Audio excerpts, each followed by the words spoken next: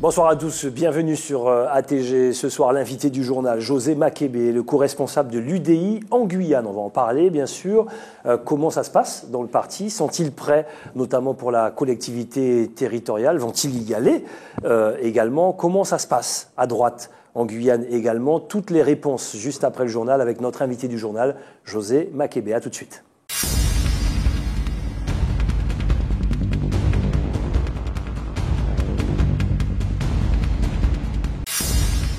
Les enseignants du lycée de Balata et de Berthène-Juminaire ont débrayé ce matin. Ils dénoncent la situation d'un de leurs collègues, jeune diplômé originaire du département et en poste dans un lycée guyanais. Il se voit affecté comme premier poste de titulaire à Versailles dans l'Hexagone. Pour les enseignants, cette situation n'est pas acceptable au vu de la grande pénurie d'enseignants que subit la Guyane année après année. Pour nous, le problème, c'est que la Guyane a d'énormes besoins, et notamment dans notre établissement, dans la section, dans le domaine professionnel du collègue, il y a des postes disponibles, et donc nous ne comprenons pas cette affectation dans l'académie de Versailles. Et donc nous disons aujourd'hui qu'il faut absolument que le rectorat mettre tout en œuvre pour que le collègue puisse rester dans son académie d'origine. S'il y a des postes en Guyane, il faut que le collègue reste en Guyane parce que la Guyane a besoin de cadres. Il ne faut pas que les cadres quittent la Guyane. Une situation que ne comprend pas le stagiaire. Il devrait, selon les critères d'affectation de l'éducation nationale, pouvoir rester dans son académie d'origine. Pendant 8 ans, j'étais contractuel. Donc l'année dernière, j'ai réussi le concours, ce qui m'a permis cette année d'être stagiaire. Donc en février, je reçois un email disant que je suis affecté à l'Académie de Versailles. Donc j'ai été étonné, donc je me suis rapproché de mon syndicat. On a fait des démarches, des courriers pour envoyer au rectorat, donc, qui a transmis au ministère. Et on a eu une réponse défavorable du ministère qui disait qu'il me comprenait, mais le problème qu'il fallait que je me rende à mon académie d'affectation. Je suis originaire de la Guyane et logiquement en tant qu'originaire, j'ai les 1000 points qui me permettent d'être prioritaire. Le rectorat a engagé une démarche auprès du ministère de l'Éducation afin de révoquer cette décision. Pour l'instant, la réponse reste négative. Pour la rentrée prochaine, son départ laisserait un poste vacant de plus qui viendrait s'ajouter à la liste des innombrables postes que l'Académie de Guyane ne parvient pas à pourvoir à chaque rentrée scolaire. Les infirmiers anesthésistes de l'hôpital de Cayenne ont suivi un mouvement de grève nationale ce matin. Ils se sont rassemblés devant l'Agence régionale de la santé. Leur première revendication porte sur le salaire des infirmiers anesthésistes du secteur privé, des salaires inférieurs à leur niveau d'études. Depuis 2014, les infirmiers anesthésistes sont reconnus au niveau Bac+5, donc c'est-à-dire master. Nous demandons d'avoir une grille indiciaire équivalente à nos responsabilités et notre niveau d'études, qui est donc Bac+5, qui existe au niveau de la fonction publique hospitalière. Et il faut que ce soit de même aussi au niveau des structures privées. Deuxième revendication, la prise en compte de la pénibilité du travail d'infirmiers anesthésistes. Ils sont au nombre de 30 en Guyane. La reconnaissance de la pénibilité du travail, c'est vrai que nous sommes sur notre lieu de travail 24 heures sur 24 et ce 365 jours par an. Et nous souhaiterions que soit reconnue donc, cette pénibilité en faisant référence aux 1 an de bonification pour 10 ans de travail effectué. La loi Macron sur le compte pénibilité a été adoptée par une forte majorité du Sénat la semaine dernière. Ce compte permettra notamment d'anticiper le départ en retraite en tenant compte du nombre de points de pénibilité. Dernier point abordé par les infirmiers anesthésistes, ils souhaitent pouvoir intervenir avec les agents du SMUR sur les urgences en extérieur, chose dont ils sont privés actuellement, bien qu'ils en aient les compétences. Il faut savoir que les seuls infirmiers reconnus au niveau de leur diplôme pour participer aux actions au niveau du SAMU, du SMUR, ce sont les infirmières anesthésistes et que malheureusement nous sommes de plus en plus évincés du fait de manque d'IAD et d'une priorité donnée aux IDE. Donc il faudrait vraiment qu'on reprenne un peu notre place au niveau du préhospitalier, c'est très important. Parce qu'on y a tout à fait notre place et que notre diplôme d'État nous le permet. Les manifestants ont été reçus par la directrice de la santé publique de l'ARS, le docteur Anne-Marie Mackenzie. Ils espèrent que leur requête sera transmise au niveau national. Direction Saint-Laurent-du-Maroni pour Christian Ecker, secrétaire d'État chargé du budget. L'occasion pour la brigade de surveillance extérieure de Saint-Laurent de montrer les spécificités auxquelles ils sont confrontés. L'intérêt pour nous, c'était d'expliquer à notre ministre de tutelle, donc la résidence de Saint-Laurent est une résidence particulière, donc expliquer les nombreuses saisies donc de cocaïne, d'herbes de cannabis, d'essence, de gazole, de riz, pour qu'ils comprennent bien ici que nous avons une frontière tierce qui est le Suriname, et donc nous procédons à de nombreuses saisies, et expliquer aussi plus particulièrement la problématique sur les mules, sur les jeunes de Saint-Laurent, justement, sur les insérés, les ingérés, de nombreux jeunes de Saint-Laurent et du fleuve, donc qui se rendent à l'aéroport. Et ça, vraiment, c'est une grosse problématique. La Guyane doit faire face à des trafics très importants. Les chiffres sont éloquents. Un gros travail est effectué par les douanes. Vous avez du Viagra ici, vous avez des parfums, vous avez des vêtements, des sacs, vous voyez, des belles imitations.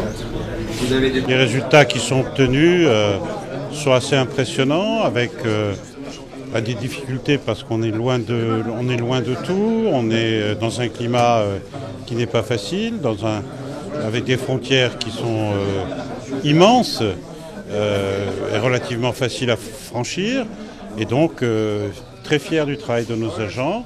Sur ces 4 dernières semaines, nous avons une recrudescence vraiment du nombre d'insérés et d'ingérés. C'est assez inquiétant, et ce qu'on peut noter particulièrement d'ailleurs, c'est que les recrutements se font sur d'autres ethnies que les ethnies classiques, et ça nous inquiète assez particulièrement sur des jeunes qui sont assez intégrés d'ailleurs et qui sont difficilement pour nous identifiables. Dans notre édition de demain, nous reviendrons plus en détail sur la visite dans l'Ouest du secrétaire d'État chargé du budget. Permettre aux Guyanais de s'ouvrir sur ce qui se fait ailleurs, c'est l'objectif de l'ADOM, l'Agence de l'Outre-mer pour la mobilité. Afin de faire connaître ces actions, une réunion a été organisée avec les responsables des antennes et bureaux information jeunesse. Parmi ces dispositifs, l'ADOM propose une formation professionnelle en mobilité pour tous ceux qui ont un projet qu'ils souhaitent développer hors du département. Les jeunes, ils veulent pouvoir voir tout ce qui se fait parce qu'il y a des métiers nouveaux qui se créent, qui n'existent pas forcément en Guyane. Ils veulent aussi être mobiles, c'est-à-dire ne pas rester seulement en métropole, mais aussi aller vers d'autres destinations comme le Canada, la Grande-Bretagne ou autres. L'ADOM donne une aide, je dirais, complète, puisque étant stagiaire de la formation professionnelle, ce qui constitue le cœur de notre métier, ils perçoivent une rémunération, ce qui est prévu par la loi. Ils ont une aide à l'installation qui est de 800 €. Et puis, ils ont le billet d'avion aller-retour, puisqu'il s'agit d'un aller-retour. Le billet retour étant valable 2 ans après leur formation. Donc, ils bénéficient. Et puis, l'hébergement que nous recherchons pour les personnes qui partent par l'ADOM. Donc, c'est un pack, je dirais, complet. La demande pour cette formation professionnelle est très forte. Chaque année, ce sont près de 5500 personnes qui s'y inscrivent, un chiffre qui va à la hausse. Autre dispositif très demandé en Guyane, le passeport mobilité pour les étudiants. Une aide qui leur permet d'aller faire leur cursus universitaire hors du département, à condition de remplir certains critères. Être minimum boursier pour avoir l'aide à 100%, ou sinon 50% du billet d'avion est pris en charge. Ensuite, il y a des critères d'éligibilité. Donc être âgé de moins de 26 ans, c'est sous condition de ressources. Donc on fait un calcul pour avoir le quotient familial qui ne doit pas dépasser 26 631.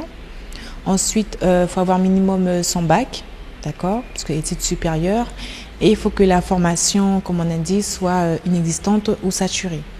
Et que les parents résident en Guyane. Chaque année, l'ADOM reçoit environ 800 demandes pour ce passeport mobilité. La plupart entre le mois de juin et d'août. Alors si vous voulez éviter les files d'attente, mieux vaut se préparer tôt.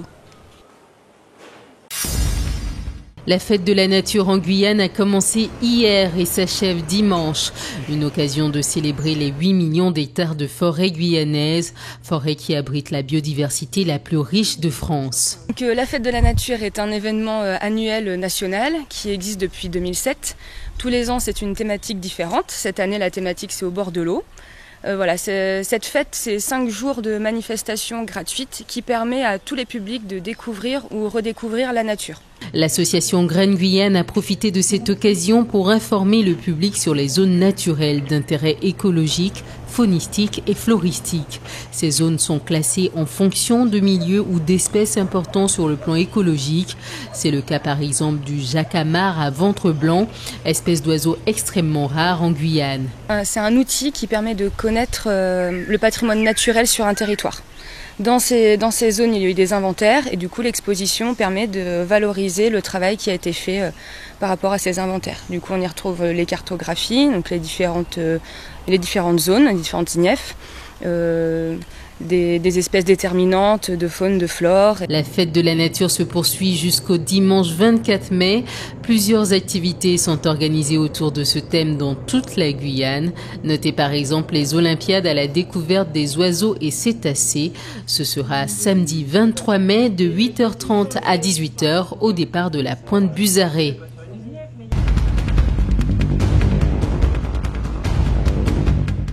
De retour sur le plateau du journal avec notre invité, José Makébé. Bonsoir. Bonsoir, monsieur Vernet. Vous êtes co-responsable de l'UDI en Guyane. Déjà, co-responsable, ça veut dire quoi? Qui dirige en fin de compte? Et vous êtes co-responsable avec qui? Avec mon collègue Paul Fersdam de Saint-Laurent du Maroni, tout simplement à la démission de Franck Dubos, qui était jusqu'alors président de l'UDI. Donc, par intérim, nous assurons l'intérim. Je suis chargé de l'accompagner puisqu'il est délégué départemental de l'UDI selon les statuts. Et à la démission du président, c'est l'ensemble du bureau qui est mis en cause. Donc il fallait assurer l'intérim pendant 3 mois. Pourquoi vous êtes rentré à l'UDI? Écoutez, parce que c'est un parti, si vous voulez, moi je veux me positionner plutôt au centre de l'échiquier politique parce que je pense qu'il ne faut pas non plus... Pour vous, l'UDI est au centre? Oui, pour moi, c'est au centre. Après, c'est en fonction de chaque personnalité politique du centre. Et vous verrez qu'il y a beaucoup de sensibilités qui sont proches de la gauche et d'autres plus proches de la droite.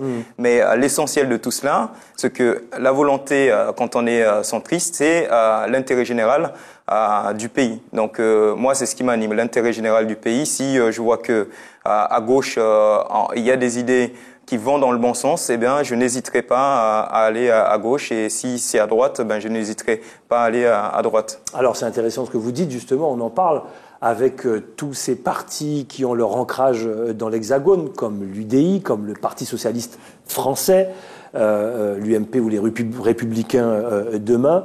Vous, c'est UDIste, pas un parti local. Donc ça veut dire que la résonance ne sonne pas comme un Walwari, un Parti socialiste guyanais, avec des gens qu'on dit du terrain, même si vous êtes sur le terrain, mais UDI, ça sonne hexagonal. Effectivement. Comment faire passer le message local? Écoutez, tout simplement, l'UDI, c'est pour faire simple, ça fait 2 ans que ça existe au niveau national, mais à travers ça, c'était avant le parti radical avec le nouveau centre. Tout à fait. Donc voilà. Et en 2012, Jean-Louis Borloo, donc le fondateur de l'UDI, a décidé de faire une compilation de l'ensemble de ces partis et de les réunir en une grande formation centriste. Et d'ailleurs, pour aller plus loin aussi, il a voulu lancer l'alternative avec François Bayrou. Donc ce que nous voulons aujourd'hui, c'est carrément mettre aussi le centre, permettre le centre des idées progressistes et humanistes ici en Guyane. Donc c'est notre volonté de mettre des idées humanistes ici en Guyane. On va y revenir. L'UDI dans l'Hexagone, c'est pas simple. Entre le Parti socialiste et notamment l'UMP bientôt républicain, ce n'est jamais simple. C'est pour ça que je reviens un petit peu à ma première question en disant pourquoi vous avez choisi l'UDI, qui n'est déjà pas simple dans l'Hexagone, qui a aussi du mal à percer, notamment à travers la personnalité de Jean-Louis Borloo. C'est pas simple non plus. En fait, je pense que tout simplement, il faut pas vouloir faire le lien. Non, simplement être trop à gauche ni trop à droite. Je pense que la position centriste aujourd'hui, il faut bien que les Guyanaises puissent comprendre ça. C'est vraiment une belle position, au fond, de ne pas être contre un tel ou contre X ou Z ou V. Voilà. L'essentiel, nous, on veut servir l'intérêt général des Guyanais. Donc c'est ça, l'intérêt du centre, à pouvoir dialoguer avec l'ensemble de la classe politique guyanaise. Vous parlez d'idées et vous parlez de partis politiques. Ici, on a l'impression qu'on vote pour des hommes. Est-ce que ça vous dérange? Est-ce que voilà, ça fait partie du jeu politique? Je pense que ça fait partie du jeu politique, très sincèrement. Il faut des hommes pour incarner à un moment donné une ligne politique. Et d'ailleurs, nous le voyons quand on veut trop de collectifs, qu'est-ce que ça peut emmener? On le voit bien au sommet de l'État avec François Hollande. Il faut à un moment donné qu'il y a un homme qui puisse diriger. Mais pour autant, il faut aussi écouter les personnes avec lesquelles on dirige. Et généralement, ce que j'appelle ici en Guyane, ce que nous devons faire, c'est vraiment faire, notamment dans le cadre de la collectivité territoriale, je pense qu'on va y arriver, c'est de faire en sorte que l'ensemble des talents, des sensibilités et puis aussi de la jeunesse puissent enfin rentrer dans ces assemblées pour qu'on puisse construire la Guyane. Quelle est la particularité de l'UDI? Quelles sont les idées neuves que vous pouvez apporter dans cette période difficile que connaissent notamment les départements d'outre-mer et en particulier la Guyane, sur quelque chose qui nous touche tous, la vie chère par exemple? Comment... Écoutez, quelles sont vos idées? Nous souhaitons vraiment construire une nouvelle ligne politique.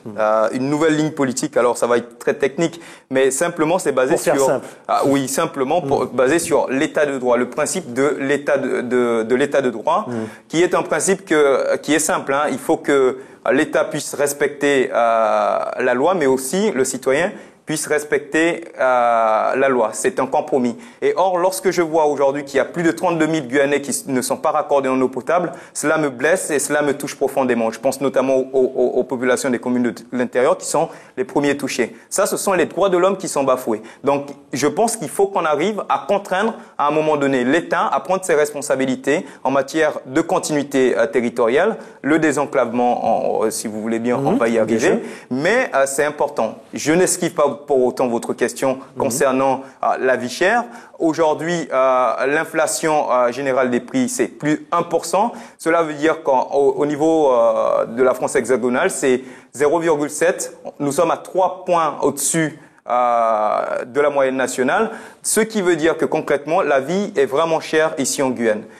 Concernant les produits alimentaires, c'est encore pire, c'est 3,3%. Donc, il nous faut là-dessus avoir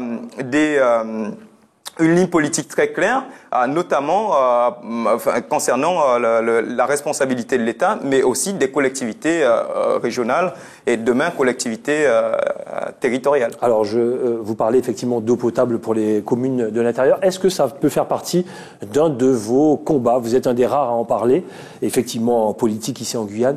Ça peut faire partie d'un de vos grands combats? Effectivement, c'est mon flambeau de bataille. L'accès à l'eau potable, à l'énergie. Il y en a assez de voir des populations qui sont en train de souffrir, qui vivent dans des conditions aujourd'hui d'hygiène et de sécurité alimentaire insupportables. Donc c'est vraiment un train de combat. Et d'ailleurs, je propose une convention d'équilibre territorial. Et ça, vraiment, c'est là-dessus que je pense qu'il faut vraiment qu'on y arrive. Aujourd'hui, il faut vraiment qu'on parle de ça, l'équilibre territorial. J'en ai assez de voir ce déséquilibre territorial entre le littoral et les communes de l'intérieur. Ce n'est pas pour autant que c'est la faute à un tel. Je ne veux pas taxer aujourd'hui les uns et les autres, mais il faut bien comprendre quelque chose. On a l'impression que les gens en parlent uniquement en période électorale, et puis après on oublie. Exactement. Et d'ailleurs, selon les personnes qui en parlent, ça a une consonance différente. Lorsque, à un moment donné, j'avais évoqué le développement économique du fleuve, on m'a tout de suite taxé de vouloir mener une ligne politique communautaire. Mais où en êtes-nous? Parce que tout simplement, je suis originaire du fleuve. Donc cela m'implore et on le voit bien à chaque fois qu'il y a un Boni, un Bouchinengue aussi qui veulent émerger sur la classe politique, on le taxe de communautaire. Il faut qu'on arrête de tout cela. Nous sommes tous des Guyanais et ça, c'est pas des paroles en l'air. Lorsqu'on doit construire une route sur le fleuve, c'est pas pour uniquement pour les habitants des communes de l'intérieur, c'est bien pour les Guyanais, c'est bien pour le développement économique de l'ensemble de la Guyane. Ça va être bénéfique pour tous les Guyanais. Et là, on a compris vos combats aussi. Bientôt auront lieu les élections de la collectivité territoriale de Guyane. Quels sont les enjeux, à votre avis, et comment utiliser un tel outil? Donc, les enjeux d'abord de cette CTG. Écoutez, les enjeux, c'est essayer déjà rassembler deux institutions majeures qui étaient le Conseil général et le conseil régional. C'était votre souhait?